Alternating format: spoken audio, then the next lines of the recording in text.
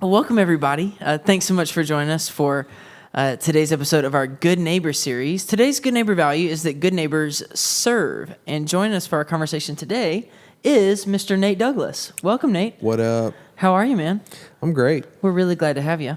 Hey, happy to be on. Yeah, man. So we chose you specifically for this conversation, that good neighbors serve. So just to start out, tell us a little bit about just yourself. You know, for somebody maybe who's watching or listening who doesn't know you. Oh, yeah. Well, first off, it feels super great to be acknowledged. Yeah, man. And a little bit about myself. My wife and I, we're from, Central Illinois. Yeah. Moved down here because she got a job at St. Jude. Mm-hmm. Got connected with the church. Just got swept up in a small group. Found a real passion for God, and found a job at a camp and ended up doing a lot. During 2020 when people weren't doing a lot, and we ended up serving a lot of people. Yeah. It was wild. So cool, man. So Yeah. That was a great little kind of quick bio there. yeah, I tried to make it brief. Well, so tell me this, what does service mean to you? Why is serving people a priority for you? I know that it is, but tell us a little bit of background there. Why is that? How did service become important to you?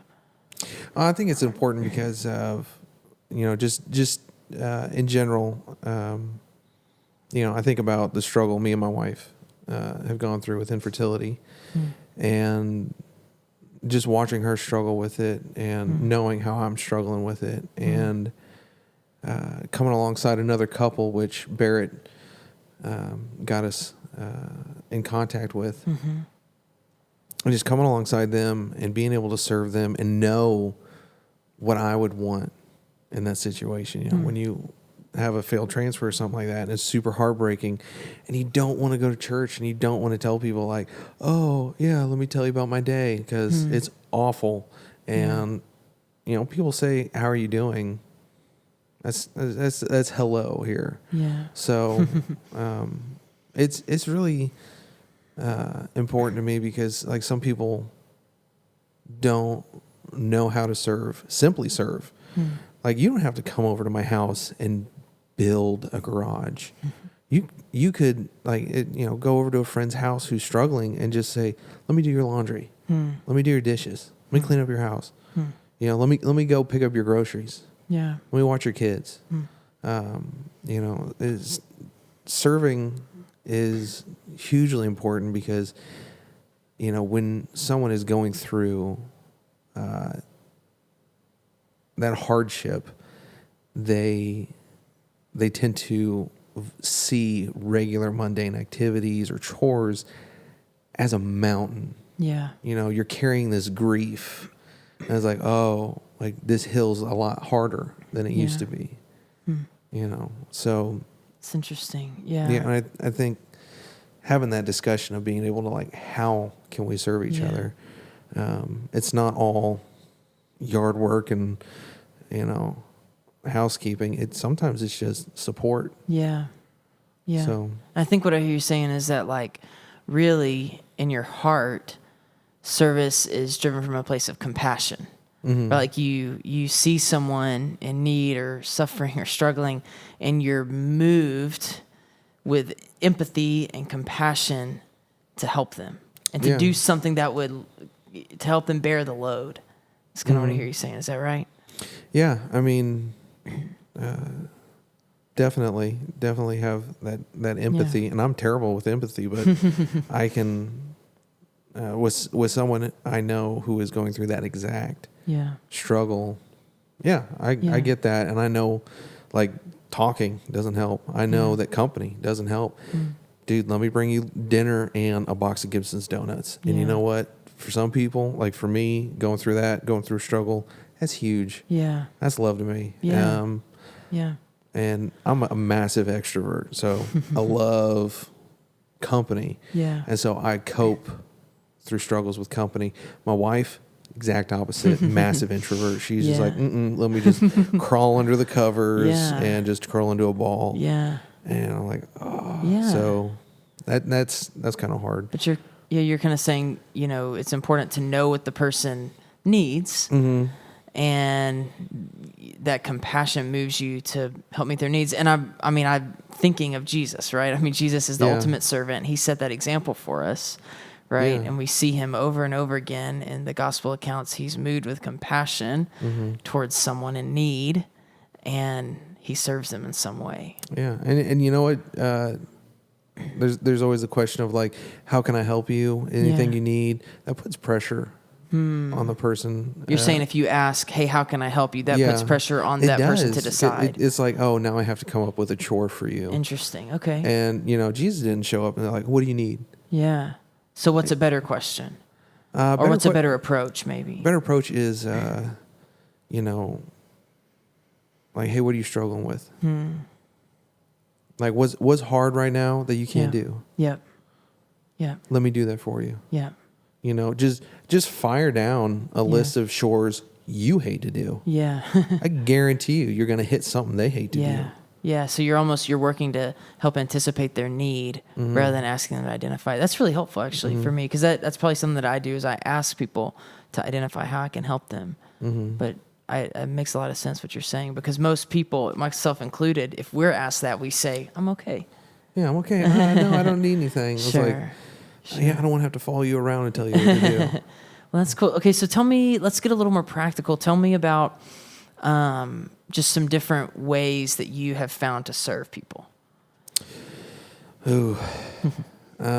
Just some examples. Yeah, something I haven't talked about. Making yourself available. And that's a hard thing to do. A lot of people say yes to everything. Yeah. Yeah. I know I got caught up with that, but making yourself available to have an opportunity to serve someone. Yeah.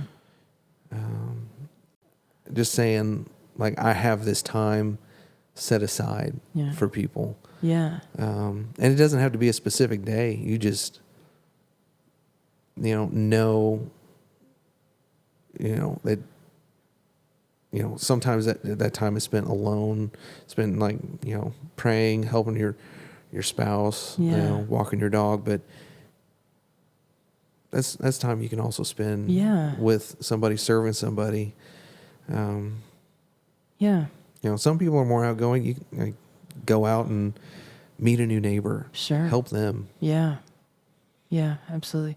I'm curious to hear too. I know that I've seen you respond to some like urgent needs, like when disasters have happened or things like that. Yeah. Can you share a little bit about that and what motivated you in that? Yeah, it was kind of sprung on me by my boss, and when was this? What?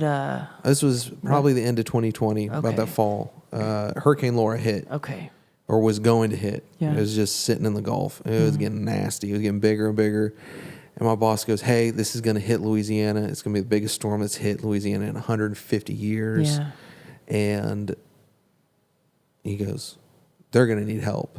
And getting down there and realizing, I have this huge set of skills that are hugely valuable for people, and getting to show up at someone's house and look at their roof and go, you need a tarp. And they go, yeah, but we can't get on the roof. I'm like, well, we have an extension ladder. We can get on your roof. We can tarp it for you. Yeah. Let's tarp your roof. And they go, well, we don't have money. I was like, well, this is free. And they're like, what? Who are you with? And they immediately want to know what church we're with, who was, our organization, because, they wanted to tithe to like what we were doing. They immediately saw that and was like, yes, absolutely. We want to be a part of that. And I was like, that's dope. And, sometimes you get the opportunity to evangelize these people. Yeah. And, I personally can only remember one where I got the chance. And they were just like, no, we don't have a lot of friends, And I was like, man, a bunch of friends. Most of them are from church. Yeah. I was like, y'all need to get in touch with the church. Like, yeah, we used to go to church. We miss it. And it's like, man, we wouldn't be here. You wouldn't need us here. You know, if you were in that community. I was like, that's the heart of God. Yeah. And, you know, his intention with our community. It's not just, you know, fellowshipping with one another, but it's serving one another. Yeah. And So tell me this. You knew there was a cost, right? In doing that. yeah. Were there times that you saw God work and you realized, okay, this is worth it? This is worth the Oh yeah. what it cost us to be here. We would go to someone's house, work on it, tarp it, cut a tree down, carve my initials in the trunk. You know, it was fun. And they just seeing their faces. Some of them, we'd show up to their house, they weren't there, and we were like, their yard is clean in a neighborhood that's trashed. Their house is completely tarped. Yeah. And they show up because they left. They had to flee the state because it was awful. And they show up and they're just like overwhelmed with emotion. Like they can't believe that this happened to them. Yeah. They're getting this kind of service. So, you know, getting to see that experience, you know, people truly feel that joy of being served. Like that was like huge. Makes it worth it. It makes it really worth it. It really does. Yeah. What are other things? I'm curious to hear. What are other things that God has taught you through serving others? Like when you make the choice to serve somebody else, what are things that you feel like God has given you through that? That's a good question. Dang. I think it's given me an opportunity to work on my own ability to talk to people about Christ. It wasn't something like I've, you know, really done well in. You know, I'm comfortable talking to people, hanging out, but I don't know. I've never been big on just like, oh hey, you know, so you know what God did in my life. Like, I'm not that guy. I'm not normally that person to do that. So it really gave me an opportunity to do that because, you know, you have a church's name plastered on that trashed van. We ruined that van. There's no way they're using it still. And they're like, oh, y'all are with the church? Yeah. And so that just like opened it. Yeah. You know? Yeah. And it's really let me work on my ability to talk to people about Christ. Well, I mentioned this earlier, but, you know, because Jesus identified himself as a servant, when we choose to serve, we're identifying ourselves with Jesus, right? And it sounds like that's what you experienced, was y'all were representatives of Jesus to these people, and that meant something, and that opened a door for the gospel. Yeah. Yeah. That's cool, man. What about, so, you know, because I know that this is something that just kind of your heart beats to serve. What about somebody who says, man, I'm not really serving many people right now, but I'd like to. I see that I should and I want to. I need more of that, right? In order to be a better neighbor to those around me, I want to serve more. What kind of practical advice or encouragement would you give them? One thing. One thing, try once a month. You know, I think, you know, some people, especially with our church culture, our specifically ICC, you know, folks don't like to wake up early. It's hard, but there's the jump on bikes down here downtown. Bikes and burritos. Bikes and burritos, that's what it's called. Yeah. I had it right there. Couldn't get it. But yeah, they drive ride around and give burritos out to the homeless. Yeah. It's a great opportunity. Yeah. You know, and like you're probably helping them stay alive. Sure. Like that's a wild thought. Yeah. For no like effort other than to wake up at like 6. You could help someone stay alive. Yeah. Dude, you don't have to go to college. You don't have to be a doctor. Yeah. You don't have to be a doctor to save a life. You just give someone a burrito. Come on. So what I hear you saying is rather than being overwhelmed, it can be literally be as simple as pick one thing. Yeah, pick one thing to start and with. You know what? You can just go to your elderly neighbor because everybody. If you don't know a widow, like you need to go and meet your neighbors because you have a widow living on your block. Yeah. And Christ calls us to serve our widows and our orphans. Yeah. You know, and if you want to serve the orphans, go do that too. Yeah. Maybe you can start there. Dip But your the toe.